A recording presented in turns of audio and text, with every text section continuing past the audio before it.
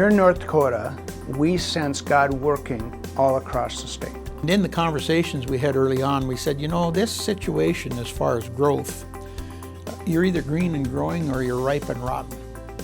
And what point are we at here with these two trusted advisor groups in Fargo? When are we going to get into the growth mode?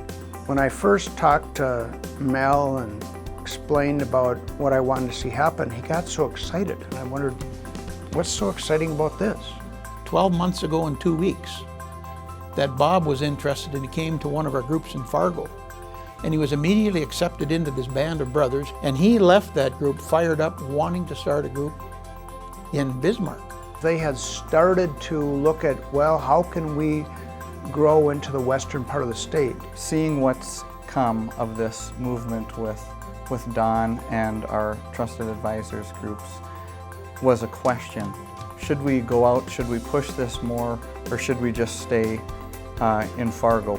And all of a sudden this guy shows up and starts asking about, how can we get this going out here? And so we just sensed God's intervention, His timing in that. The Lord provided through our current network in Northland a list of 125 Christ followers that own or C-level business owners in these 6 cities. And we've prayed about it and we said, yeah, let's do it. We think this is needed. They said, Don, you need to get the word out. And so it was very exciting then as Don began traveling the state, making that commitment to spend a full week, many of the times going around the entire state, many, many miles and through many snowstorms and bad weather, so forth. He was committed to following a plan that God had laid out, and the timing was fabulous.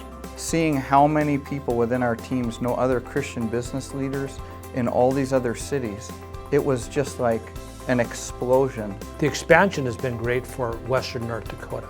This exploded to be not only Bismarck, but Dickinson, Williston, Minot, Grand Forks. To know the need is as high as it is, has said, we're doing the right thing. There's nothing greater than our relationship with God. And CBMC can be the root, as Dewey said, the catalyst, to begin that movement. All those things came together, and here we are 12 months later.